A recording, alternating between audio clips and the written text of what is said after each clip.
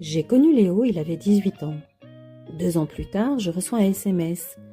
J'ai une grande nouvelle à t'annoncer. Ce n'est plus Léo, mais Léomi. Mes papiers ont été refaits et j'ai commencé le traitement hormonal. Franchement, à cette annonce, je suis pas surprise. J'ai toujours connu Léo faisant partie d'un groupe de copines et abordant les sujets avec un point de vue féminin. Au lycée, comme son attirance se dirigeait vers les hommes, alors forcément on l'a qualifié d'homme gay. Jusqu'au jour où Léomi a compris. Ce n'est pas une question d'homosexualité, mais d'un esprit féminin dans un corps masculin. Un corps qui n'incarne pas sa profonde nature. Une femme enfermée dans un corps d'homme.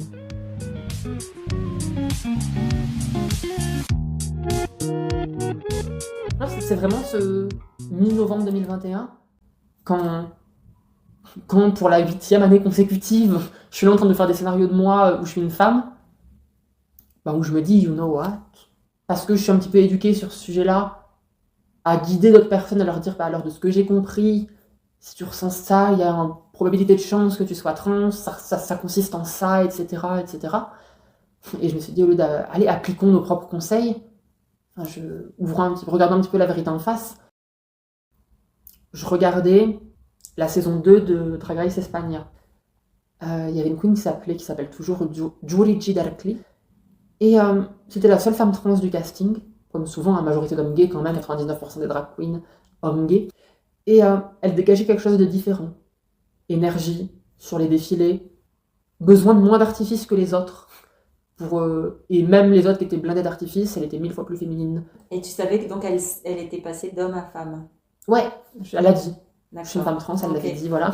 Okay. Et je savais que j'étais pas un homme, donc je me connectais un petit peu à elle, parce qu'en vrai, trans-binaire, personne non-binaire, on peut toutes tomber un petit peu sous le parapluie, comme on dit, du terme trans.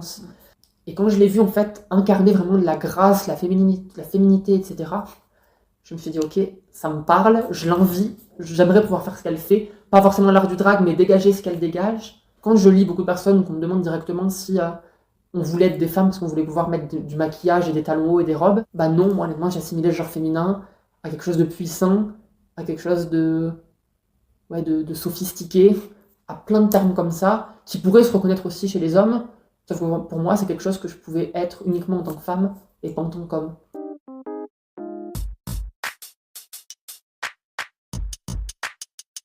Quand je disais que j'avais eu une révélation tardive alors que j'aurais pu savoir dès mes 8 ans, c'est que du coup pendant tout mon collège et le début de mon lycée, j'étais complètement déconnectée de mon corps parce que je ne voyais pas ce que je pouvais en faire et ça ne m'alertait pas. Mais des fois je me rasais pas pendant un mois, la barbe ne ressemblait absolument à rien. Je choisissais pas mes vêtements, je laissais ma mère commander sur la Redoute et limite on est encore au stade où c'est elle qui me sortait des trucs le matin en me disant tu peux mettre ça parce que j'étais déconnectée.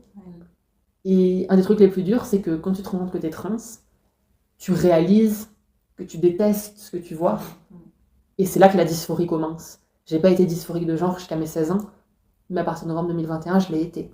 Et donc là, ça veut dire que chaque fois que tu te regardes dans la glace ou des choses comme ça, tu te détestes. Je suis pas contente. J'arrive pas encore à mettre le doigt exactement dessus. Mm-hmm. Je lis des trucs sur les micro-dosages d'hormones pour des résultats plus subtils qu'autre chose. Et du coup, je me dis, est-ce que je cherche pas plutôt une apparence androgyne ?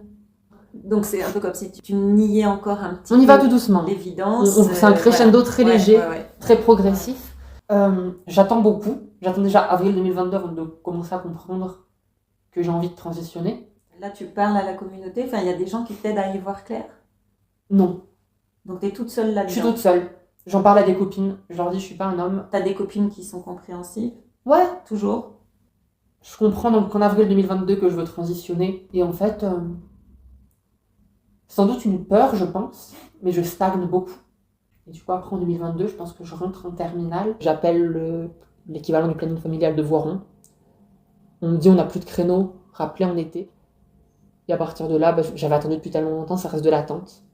J'ai un rendez-vous en septembre pour qu'on me fasse un dossier avec une assistante du centre et un rendez-vous en octobre pour rencontrer la docteure. J'ai passé 2 ans à savoir que j'étais pas un homme et à quand même rester dans le corps d'un homme. On discute, on fait le petit topo, on parle de dysphorie. Je pense qu'ils ont l'habitude de ça, on demande si t'as déjà eu des pensées suicidaires, etc., si t'as fait des tentatives. Et puis, on prescrit une prise de sang. Et cette prise de sang, c'est pourquoi? Bilan sanguin, taux de testostérone. Elle coche toutes les lignes relatives à l'hormonothérapie. Et peut-être aussi notre état de santé global, si ça peut révéler des choses. Ça a permis, par exemple, à ma docteure de me dire, tu sais quoi, malgré la pilosité, etc., tes taux de testostérone sont pas extrêmement élevés pour quelqu'un biologiquement mâle. J'ai commencé à 2 doses, pour que les doses parlent. C'est du gel qui contient de l'oestradiol, ou l'œstrogène, prémesuré, si je puis dire, c'est-à-dire que c'est sous forme de pression, et une pression est toujours égale. Un gel que tu étales sur tes cuisses, typiquement. Sur les cuisses? Pour que ça, pour cutané, tu vois, Ouais. pour que ça imprègne. Moi, je commence à 2 pressions le 17 novembre 2023, et on me dit au bout d'un mois, tu passes à 3. Je suis passée ensuite en mars 2024 à 4 pressions, donc on était à 2 grammes, et elle me dit en avril, tu passes à 5. En mars, du coup, il faut savoir que les 4 pressions m'ont chamboulé. 1 ou 2 semaines après être passée à 4 doses, j'ai un gros déclic. Je me dis qu'en gros, j'ai passé le cap, que peu importe le temps que ça prendra, même pas peur. Alors que j'étais très sensible, très peu confiante, peu sûre de moi. En fait, à partir de ce jour-là, j'ai plus jamais eu peur de parler en public, j'ai plus jamais eu les larmes aux yeux, peu importe ce qu'on pouvait me dire ou ce qui pouvait, n'importe quelle honte je pouvais me taper. J'ai plus jamais angoissé de devoir me défendre. J'ai plus jamais été fragile pour être une victime, quoi. Ma personnalité, elle a radicalement changé.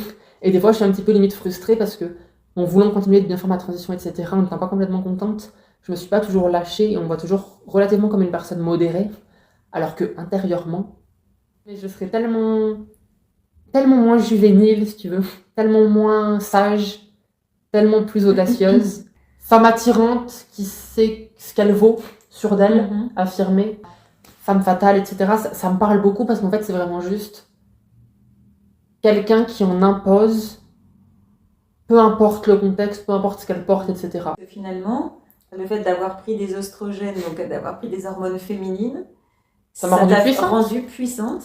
Mais moi, c'était quelque chose que j'assimilais aux femmes.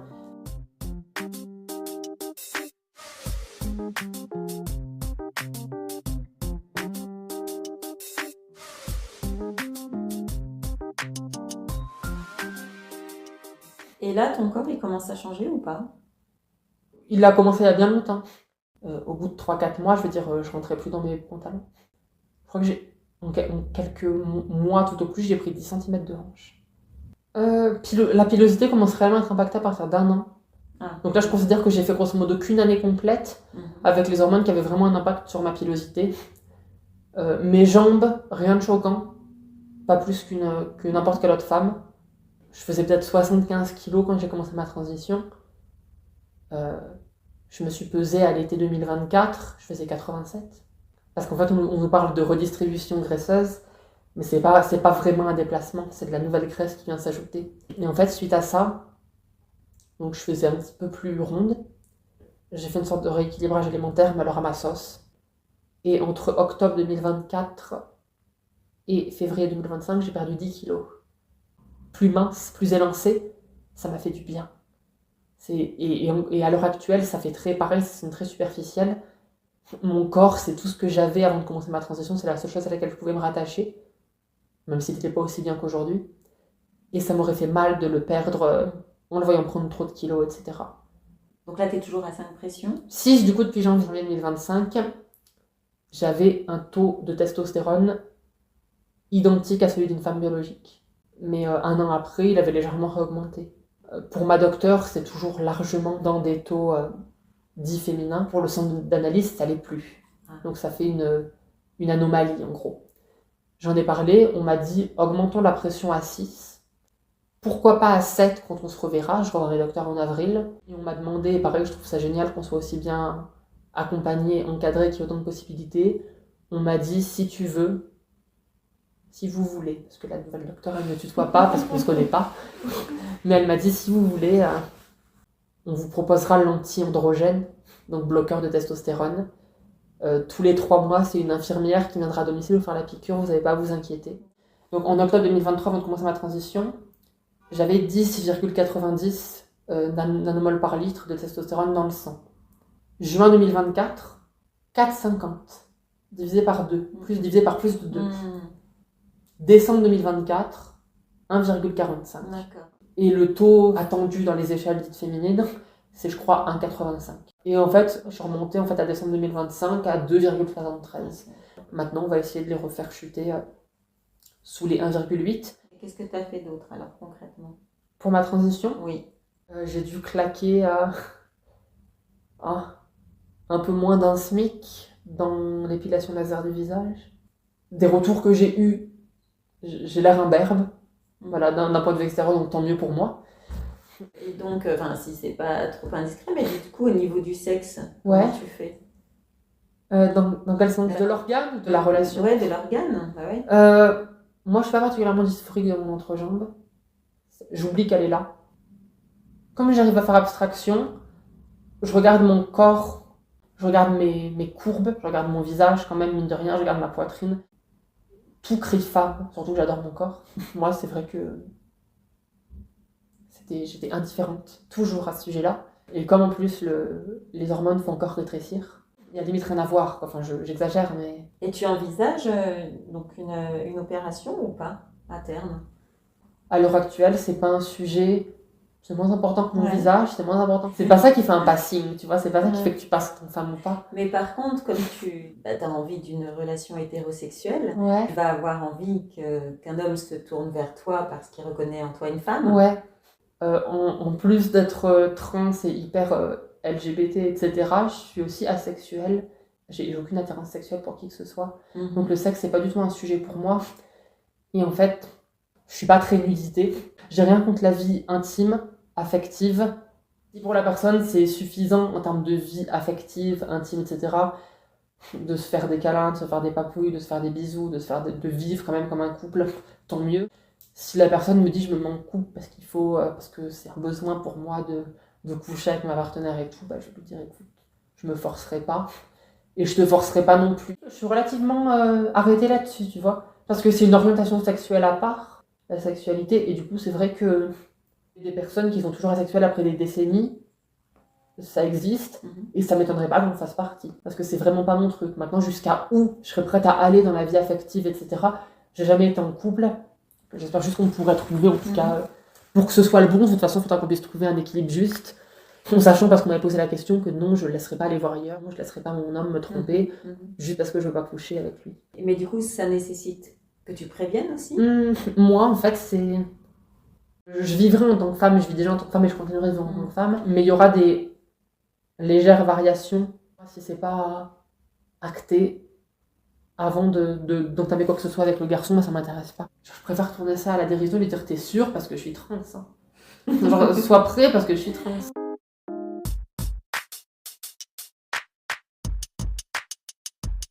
On m'a jamais appelé monsieur au téléphone et c'est vrai que ma voix, vraiment, s'il y avait une chose dans ma transition qui n'était pas un sujet, c'était ma voix. Ça n'a jamais été un sujet, mais parfois, je la trouvais très niaise. Je la trouvais absolument pas flatteuse, absolument pas chantante ou quoi que ce soit. Et il y a plein de tutos en ligne de personnes trans ou non d'ailleurs qui te disent un petit peu comment faire du voice training toi-même, donc de l'entraînement vocal, et t'améliorer un petit peu. Il y a des orthophonistes aussi qui le proposent. Moi maintenant j'ai préféré le faire à la maison, je me suis forcée à parler un petit peu plus haut, ou alors avec un air un petit peu plus enjoué. J'essayais vraiment de faire un truc un petit peu chantant, vraiment une vocalise, je pense que c'est le terme, type 4-5 fois d'affilée. Je pense que, je sais pas si c'était psychologique ou vraiment physique, mais ça laissait ma voix encore un petit peu plus haute. Et du coup, ça m'aidait et je m'entraînais à parler dessus. J'essaie, quand je suis face à quelqu'un, un interlocuteur ou quoi, au travail que je connais pas forcément, j'essaie limite d'en rajouter un petit peu, de peur de sonner un petit peu trop neutre ou androgyne, au lieu de dire à la personne bonjour, vous allez bien, je veux dire bonjour, ça va, vous allez bien. Quand je fais un effort conscient, peu importe l'interprétation de la personne, ce que j'entends moi, ça me paraît cohérent, et si ça me paraît cohérent à moi, ça paraîtra cohérent en face. Si je m'entends et que je me dis merde, des fois je me dis purée, tu l'as dit vraiment bizarrement, là, ta voix elle était cassée. Je me dis, est-ce que pour autant ça trahit quoi que ce soit? Je pense pas. Mais c'est plus confortable pour moi de d'avoir la certitude de m'entendre et de me dire ok, je le fais bien. Ça, c'est quelque chose qui va disparaître avec le temps parce que tu vas t'habituer, ou tu penses que ça sera toujours comme ça? Enfin moi c'est quelque chose que je constate en tout cas dans la communauté, on est beaucoup à se dire plus on sait que quoi qu'on fasse, on passera en tant que femme, plus on s'en fiche du coup de paraître ou de pas paraître. Une fois que c'est fait, et plus le temps passe, moins tu fais attention. Je vais être suffisamment contente de mon physique et de ma transition, et dans ce cas-là, ce sera plus un sujet parce que confiance absolue en moi et en ma voix. Et c'est là, pour le coup, ça peut réellement être fatigant. Il y a plein de cas de figure dans lesquels je me dis que je sais déjà d'avance qu'il va falloir que je fournisse un effort conscient. Et donc, je le fais pas, tu vois. Typiquement, quand je rentre chez moi le soir, j'ai remis mon casque sur le chemin du retour pour écouter de la musique, ça peut être ébouriffer mes cheveux. Et ben, des fois, j'anticipe déjà le fait que je vais pas avoir vraiment cette certitude d'être perçue en tant que femme si je retourne à l'extérieur. Et je vais m'empêcher de faire plein de trucs. J'ai envie d'aller m'acheter un truc et tout, mais j'y vais pas. Parce que j'ai pas envie de me confronter au regard des gens. Et parce que je sais déjà qu'en fait, il faudrait que je performe parfaitement. Sauf que là, j'aurais pas cette possibilité-là parce que je me suis déjà mise à l'aise et tout, c'est bon, c'est fini. Et y a rien qui me garantit en fait que au naturel, sans aucun effort, ça passe. C'est tes cheveux ou c'est plusieurs choses? Mes cheveux, c'est ma grosse bête, ça a été ma grosse bête noire, mais je pense que je t'en parlais déjà quand on s'est vu en décembre. Oui. Ça va de mieux en mieux parce qu'en fait, je me rends compte, à défaut d'avoir déjà la coupe que je voudrais avoir, je suis déjà beaucoup moins stressée par mes cheveux parce que je leur fais déjà plus confiance là à l'heure actuelle pour savoir qu'ils vont pas broncher du matin jusqu'au soir. Comme j'ai passé beaucoup de temps à m'étudier ces derniers mois et essayer de comprendre plein de choses, je me suis rendu compte que j'avais peut-être pas forcément les bonnes clés pour m'analyser de manière objective. J'essayais beaucoup de savoir à quoi je ressemblais. En fait, je me prenais beaucoup en selfie, j'essayais beaucoup de me regarder dans le retour du téléphone, etc. Tout ça pour apprendre et avoir encore, je crois, cette semaine ou la semaine dernière, la confirmation que les paramètres de base de l'appareil photo du téléphone sont faits pour être distordus. Je sais pas si c'est le mot aussi en français, ils disent distorted en anglais, mais c'est fait en fait pour te déformer. Bah oui, ça t'élargit le nez, oui, ça change un petit peu la taille que prend ta tête, la proportion, etc. de ta tête et tout ce qui s'ensuit. Si je me trouvais jolie à la lumière naturelle du jour, en me regardant dans un reflet, par exemple, à l'entreprise, quand je travaille, et qu'en essayant de reproduire un petit peu ce même reflet dans mon téléphone pour essayer d'immortaliser la photo, je m'y retrouvais pas, bah c'est normal.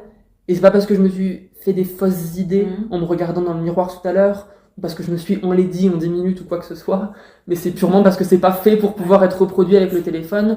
Tout comme il m'a fallu du temps pour me dire par exemple que à la lumière artificielle jaunâtre, ça rajoute des ombres sur le visage, etc. Et du coup, c'est pas hyper réaliste, mais qu'à la lumière blanchâtre, ça va très bien. J'ai attendu, si tu veux, avec un petit peu d'impatience, sans vraiment l'avouer, typiquement les photos d'équipe quand on fait des team building au travail. Et en fait, malheureusement, je pense que c'est mon incapacité à poser pour une photo parce que je suis mal à l'aise, etc. Et du coup, c'est vrai que le peu de photos qu'on a pu faire de moi entre octobre et décembre, bah ça a plutôt été un poids et quelque chose qui m'a mise mal pendant genre le temps d'une soirée parfois. Et là, par exemple, pour toi, pour arriver à ce que tes cheveux te satisfassent enfin, il faudrait quoi? Ma plus grande peur, entre guillemets, dans ma transition capillaire, c'est d'avoir les cheveux que je voudrais avoir et de pas être encore complètement satisfaite parce que je trouve que ça embellit pas mon visage comme je pensais que ça pourrait l'embellir. Je pense que c'est relativement safe de partir du principe que ça l'embellira parce que c'est écrit. Enfin, je dirais, j'ai une coiffeuse visagiste qui m'a dit que cheveux plus longs, ça mettrait en valeur la forme de mon visage. Ça sonne hyper cliché, mais j'ai l'impression que c'est beaucoup associé à la féminité. Et pour autant, je vois plein de belles femmes avec des cheveux plus courts. Et j'aime beaucoup ta coupe d'ailleurs. Et donc je me dis, moi, j'ai pas les cheveux courts. Non, mais tu vois, c'est que ça arrive là et pas là. Ouais. Ça reste très joli. Mais je pense que je suis pas si loin de ça. En 2026, ce sera relativement majeur pour moi au niveau capillaire. Mais franchement, je pense que l'année 2026, ce sera une grosse année. Tu te donnes enfin, tu penses qu'il te faut encore 1 an, en gros.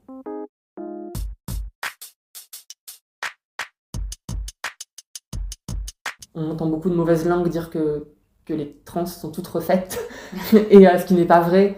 Et mon côté un petit peu militante là-dessus avait envie de dire que non, on pouvait être hyper féminine, conventionnellement belle, etc., sans être refaite. Et en même temps, c'est vrai que j'ai aussi décidé d'être un petit peu plus gentille avec moi-même, en me disant que personne ne m'avait demandé d'être un modèle ou une icône ou quoi que ce soit.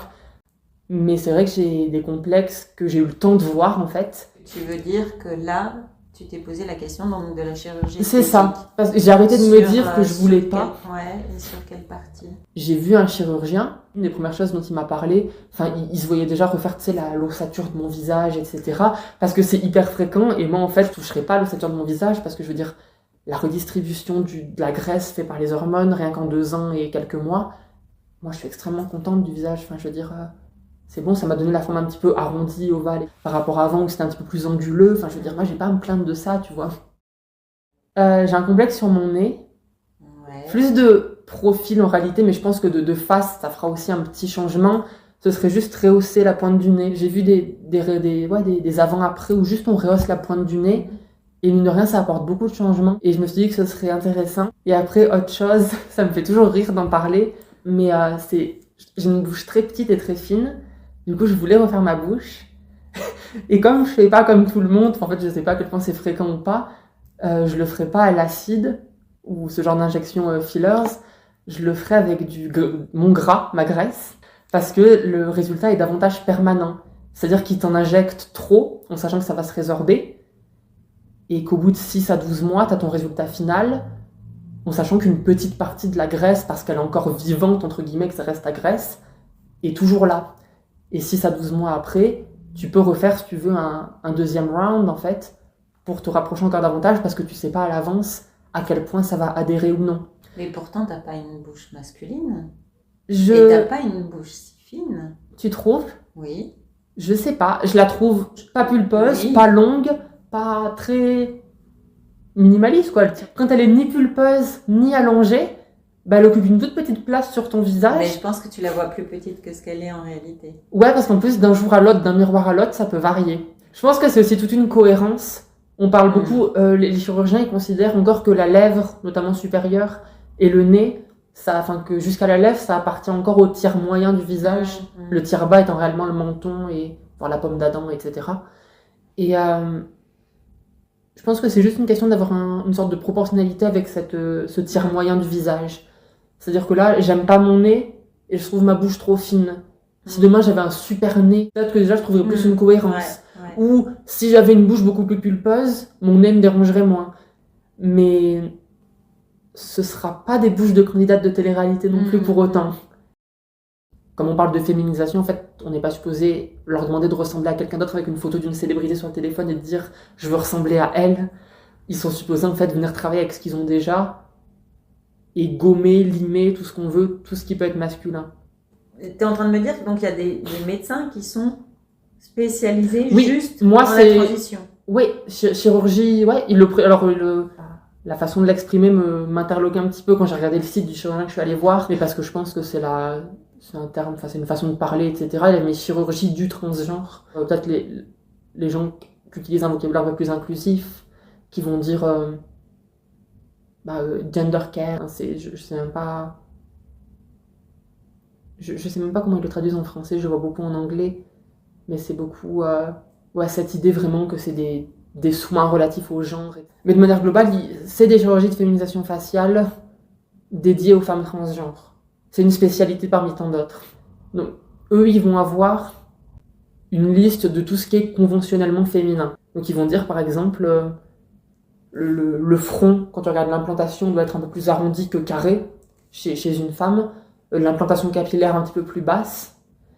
Pour les sourcils, la tête, je crois que c'est la tête du sourcil un petit peu plus basse par rapport à la queue un petit peu remontée. Un nez qui part plus vers le haut.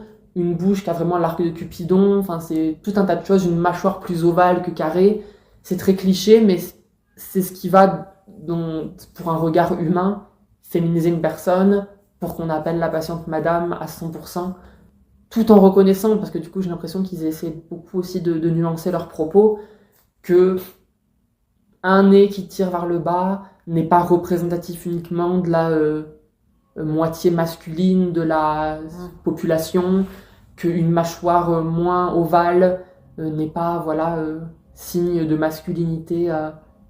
Ils le disent, ça? Ils le disent. D'accord. Les chirurgiens me sont entendus, en tout cas, voilà. Et même moi, quand j'ai dit aux chirurgiens, la chose que je voudrais faire sans aucune hésitation, c'est mon nez. C'est-à-dire que moi, le chirurgien m'a pas particulièrement parlé de mon nez. Il m'a pas particulièrement parlé de ma bouche. Mais il m'a dit qu'un marqueur de virilité que j'avais sur mon visage, c'était le fait que mes yeux étaient particulièrement enfoncés dans mon crâne. Et j'ai demandé, et tout le monde m'a dit, c'est absolument lunaire, parce que c'est impossible à voir. Pour lui, peut-être, qui est chirurgien, mais pour nous, on voit même pas la différence entre... Mes copines, elles disaient, entre toi, moi, je vois pas la différence. Et ce qui s'est passé, c'est qu'à la fin de l'année, donc... au final, j'ai dû aller chez le coiffeur le 22 décembre, et donc, clairement, il a pas pu, en fait, me faire la coupe que je pensais qu'il pourrait me faire. Et je sais pas ce qui m'a pris un soir, en fait, je me suis regardée, et je me suis dit, allez... demain on se renseigne. Et depuis ça allait très vite, parce que je te dis ça, mais j'ai commencé à regarder le 5 janvier, mais le 20 janvier j'étais chez le chirurgien. Pour autant il y a des va-et-vient, il y a des jours où je dis à ma collègue à qui on parle beaucoup, donc elle est au courant que potentiellement à un moment je m'absente et je vais me faire opérer et je reviens avec un nouveau visage, quoi, grosso modo. Et des fois je lui dis, mais purée Yola,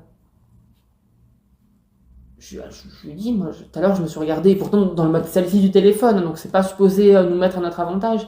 J'ai dit, je me suis regardée et tout, canon. Je lui ai dit, franchement, annulez tout. Je lui ai dit, pour rigoler, on appelle le chirurgien, on arrête tout. Plus de processus. Et elle me dit, mais oui, mais il y aura des jours avec et des jours sans, c'est sûr, donc réfléchis bien à ce que tu es certaine de vouloir changer.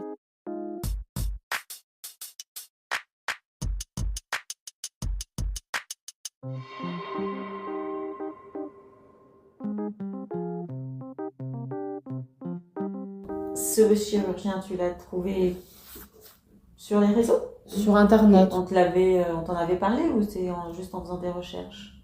On m'avait conseillé des noms, mais pas lui, tu vois. D'accord. Ma docteure, qui accompagne quand même pas mal de personnes trans, elle connaissait davantage les docteurs dans le public, type la Croix-Rousse. D'accord. Et c'était trop long pour toi, c'est ça? Ça prenait trop de temps? Le délai, ouais. Une opération, donc admettons, comme tu disais, nez plus lèvres, ouais. Ça coûterait combien? Le prix moyen d'une opération de féminisation faciale, selon les zones choisies, à combien ça peut s'élever.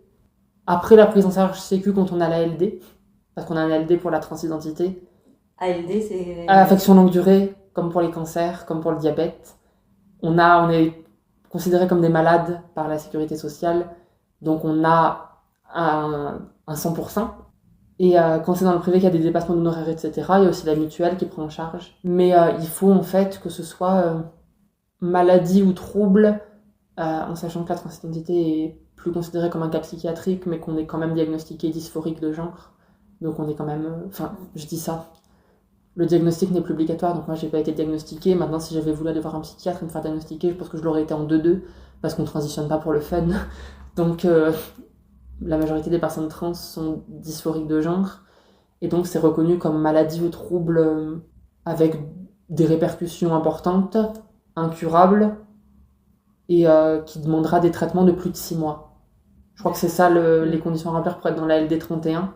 À quel point ça dépasse maintenant, c'est pas drastique, tu vois, moi, des témoignages que j'ai pu lire, j'ai vu des gens dire, j'ai payé 1700 € mon nez et 1300 € mon menton avant mutuelle. Donc la mutuelle a couvert encore une partie de ces 3000 €. Et c'est pour ça aussi que c'est bien d'aller voir des docteurs qui sont spécialisés dans ça. Je m'attends à tout et à bien utiliser les bons codes, parce que ça peut très vite basculer juste dans la chirurgie esthétique et pas être remboursé. Mais je suis déjà préparée à ce que mon injection dans mes lèvres, ça passe pas en tant que chirurgie de transition. À voir, c'est pour ça aussi que j'aimerais bien avoir Ouais, ça serait intéressant. J'aimerais bien avoir le devis du chirurgien de toute manière pour savoir à quoi m'attendre. Et tu lui as pas demandé? En fait, quand je suis allée le voir, ça a été relativement expéditif. Il m'a gardé 15 minutes tout au plus, alors que j'ai fait 1 heure de train pour aller jusqu'à Lyon. Un peu plus, et que le train était en retard et il s'est arrêté en plus 2 fois. Je suis ressortie un petit peu frustrée de la consultation, parce qu'en fait, c'était vraiment genre une première prise de contact. Je lui ai résumé en quelques lignes, enfin quelques phrases, vraiment de manière très brève, et je pense que ça lui a parlé. Je lui ai dit, je suis un peu plus de 2 ans de transition hormonale. J'ai bien conscience que les hormones ne pourront pas changer toute la structure d'un visage et qu'il y a des choses qui, si je veux les changer, devront passer par la chirurgie. Et aujourd'hui, en fait, je veux juste avoir un résultat qui est cohérent et qui réellement me mette à l'aise. Et il m'a dit, je crois qu'il m'a dit genre amen ou un truc comme ça, parce qu'en fait, il était juste d'accord avec ce que je disais. Enfin, il a bien compris en quelques mots le pourquoi du comment. Mais j'étais très déçue de voir qu'en fait, il m'avait juste dit en gros de réfléchir et de revenir vers lui, pourquoi pas dans 2 mois par exemple, sauf que moi j'avais pas 2 mois à perdre, j'étais déjà relativement sûre de moi, je savais en tout cas ce qu'on pouvait explorer comme possibilité, et c'est vrai que du coup je lui ai écrit 1 semaine après, et je lui ai dit je serais ravie de pouvoir vous revoir pour rentrer un peu plus dans le vif du sujet, parler résultats concrets, parler devis, demander à la CPAM, à ma mutuelle, de me détailler la prise en charge, etc. Donc ça va faire, bientôt 3 semaines, 3 semaines lundi. Et pas encore de réponse. Là où j'ai peut-être pas assez insisté, mais ça aurait peut-être aussi sonné très désespéré. Donc c'est peut-être bien aussi que je me sois quand même pas mal modérée et que j'ai fait bonne figure. C'est qu'en y allant, j'avais j'avais envie de lui dire, en fait, je me suis refait toute ma garde-robe, je porte aucun de vêtements parce que je me trouve pas assez légitime, féminine, il y a toujours un truc qui cloche, donc j'ose pas franchir le cap. J'ai juste envie de vivre ma vie de femme, ça fait plus de 2 ans que je suis en mode survie, où j'essaie juste vraiment de construire des bonnes fondations, tout en plus en essayant d'avoir une vie stable autour. Voilà, je vais pas détailler tout ça, mais moi je le pensais en tout cas fortement au fond de moi. L'année 2025, pour moi, elle n'a pas été riche en termes de satisfaction, de réussite, de bons moments, etc. Si je faisais la liste, en fait, on me dirait mais c'est super. Mais moi, c'est vrai que je l'ai ressenti comme beaucoup de stress, beaucoup d'étapes obligatoires par lesquelles passer pour ensuite commencer à vivre, pour être sereine, stable, autonome. Et ouais, je pense que c'est les termes vraiment, parce qu'en plus, on connaît une communauté transgenre qui est relativement précaire, et j'ai tout mis en place pour pas rentrer dans ce cliché-là. Donc ouais, grosse victoire, tu vois, dans le sens où, je vais pas mentir, je suis contente. J'ai commencé ma transition à 18 ans, j'ai été diplômée et salariée à 20 ans, j'ai un équilibre budgétaire, épargne, etc., dont je suis ravie. Sans un de ces éléments, je pense que je me sentirais incomplète.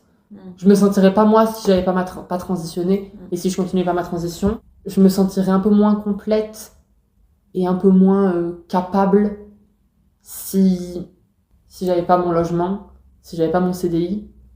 Il y a des moments où je suis un petit peu dure avec moi-même, parce que j'ai l'impression que j'aurai les capacités et les ressources d'avoir une vie encore meilleure, et que je suis pas encore exactement là. Je suis très tradie sur certaines choses. Je pense que je serai pas 100% contente tant que j'aurai pas un compagnon, qu'on n'aura pas notre bien immobilier dont on sera propriétaire.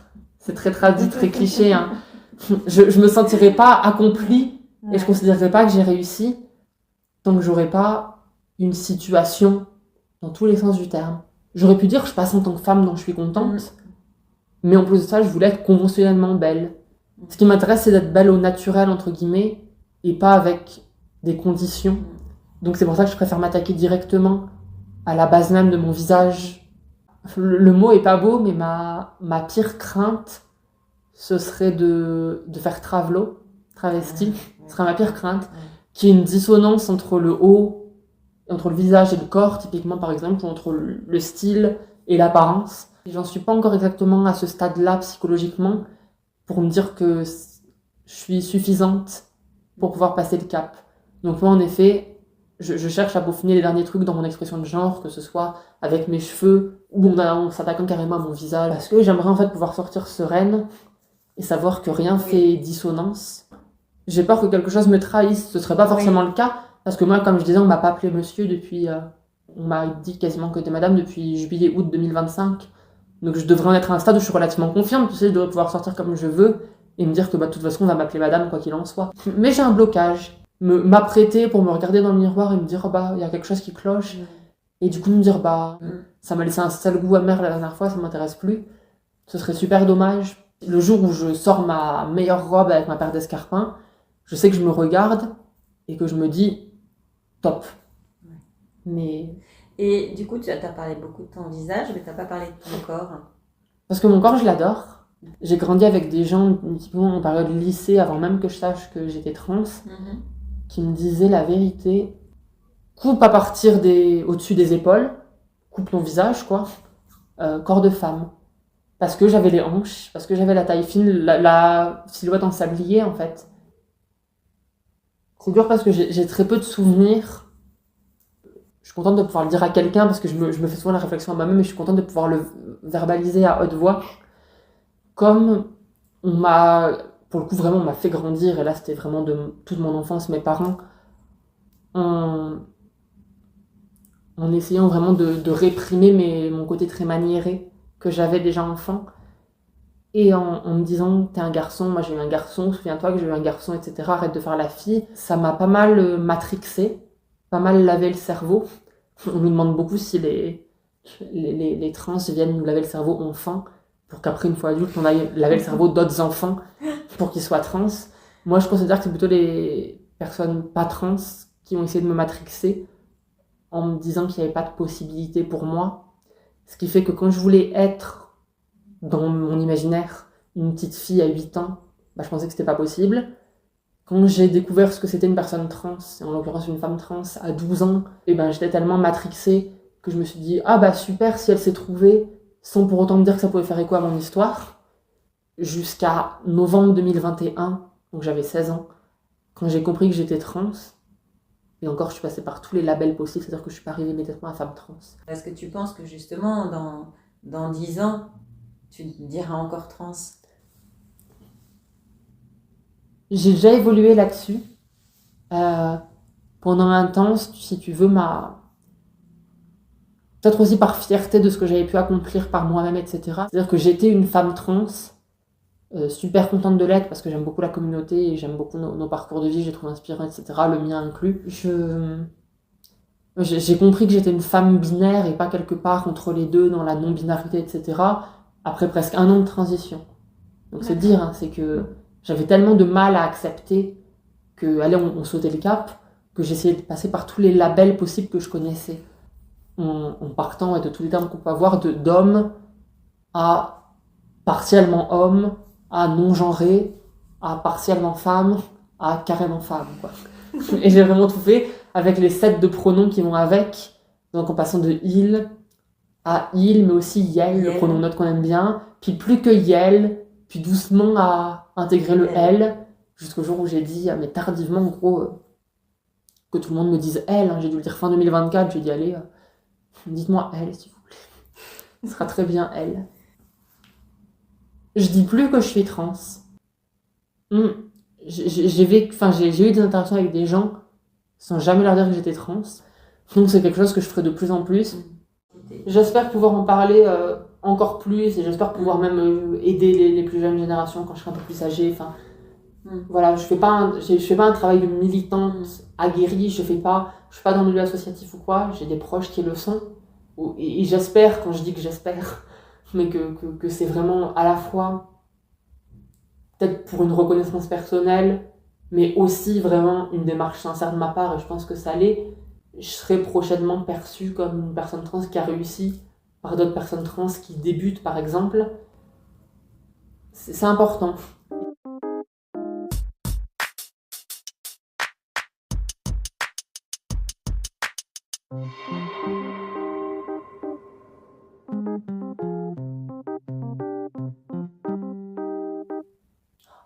J'ai pas vu mon papa de janvier à novembre. Donc je l'ai pas vu. D'accord. On a arrêté de se voir quand... T'as annoncé que t'étais trans et ils l'ont trouvé tout seul parce qu'il avait trouvé mes hormones avant que je parte de chez eux, que je déménage. On s'est eu au téléphone, mais... Toi, tu sentais que ça les dérangeait si tu passais les voir, ou c'est toi qui avais besoin de couper? Je voulais pas les voir, surtout que j'étais pas contente de mon physique. Si c'était pour leur donner une raison de plus de me mégenrer et de me dead name, ça m'intéressait pas. Je l'ai revu en novembre. J'ai passé le Noël et le Nouvel An avec eux. Ils étaient... Mon papa, gentiment, il me fait rire parce qu'en fait, il reprend ma mère pour qu'elle m'appelle Léomi, mais il le fait pas lui-même. Et je pense que c'est parce qu'il compte sur ma mère pour porter un petit peu les attentes de tout le monde. Donc voilà, c'est une petite dynamique un petit peu marrante. Ma mère qui s'y met doucement quand elle a envie, selon le moment. Pour la petite anecdote, j'ai l'urne funéraire de ma grand-mère juste là sur le meuble, parce que j'ai perdu ma grand-mère en janvier. Et du coup, quand on l'a ramenée de chez mes grands-parents, ils voulaient savoir si on l'éparpille, enfin si on éparpillait les cendres, etc. Tout le monde m'a dit on sait pas quoi faire. Moi je dis bah si c'est que ça, moi je veux bien avoir ma fille avec moi, enfin franchement, ça me ferait plaisir quoi. Et je pense qu'elle aurait été contente aussi, vu que c'était littéralement ma plus grande alliée dans ma transition en termes de famille biologique. Donc je pense qu'elle est bien. Et ma mère, j'ai entendu, elle a parlé à l'urne et elle a dit allez, maintenant je te laisse avec Léomi, tu vas rester avec elle et tout. Et du coup elle m'a passé l'urne et puis voilà, c'était le petit moment mignon. On arrive petit à petit à un stade où c'est ok. Ils intègrent. C'est intégré. Et puis à côté, moi j'ai grande famille de cœur que j'aime beaucoup et qui pour le coup sont des supportrices fidèles. Franchement, je les aime beaucoup, donc c'est pour ça que je les appelle ma famille d'ailleurs. Pas anodin. Tes amis quoi. Ouais, grosso modo. Tes amis filles, essentiellement. Et mes grands frères de cœur, même si je leur parle pas autant que j'aurais aimé leur parler. Et ouais, et puis après j'ai aussi... physiquement au quotidien, je suis quand même entourée de gens relativement sains. Mes collègues de travail, la réaction de mes collègues de travail de manière globale, ça a été relativement healing, ça a été relativement guérisseur pour moi, parce que ça me permettait déjà d'être appelée et genrée correctement au quotidien, du matin au soir, avec des gens qui me faisaient pas ressentir qu'à leurs yeux j'étais moins qu'eux, ou j'étais ratée, ou j'étais en chantier, en cours, peu importe. J'ai l'impression du coup que depuis que tu as commencé ta transition, il n'y a jamais personne qui a fait une remarque désobligeante. Je me suis faite insulter une fois dans la rue parce que j'étais sortie un petit peu haut féminin, un petit peu décolleté, mais en vrai combat, pantalon de pyjama et tout. Et c'était un merdeux de collégien qui avait dit regardez, il y a un travelot. Et c'est vraiment la seule fois de ma vie où ça m'est arrivé, en 2 ans passés. Et d'ailleurs, tu veux pas que ça recommence? Non, je veux pas, ça m'a traumatisée. Non, j'abuse. Mais je veux pas que ça recommence. Et voilà, moi, mes collègues de travail, ça m'a fait du bien. Notamment parce qu'il y avait beaucoup d'hommes. 5 collègues hommes pour 2 collègues femmes. Et moi, la 3e. J'ai essayé de prendre un petit temps avec tous mes collègues pour leur dire. Je l'ai dit à ma collègue... je lui ai dit par message WhatsApp parce qu'en fait, j'étais un petit peu en panique parce que mon état civil venait de changer légalement. J'ai pris 2 collègues à part physiquement pour leur dire. Et après, j'avais mon directeur et notre commerciale femme qui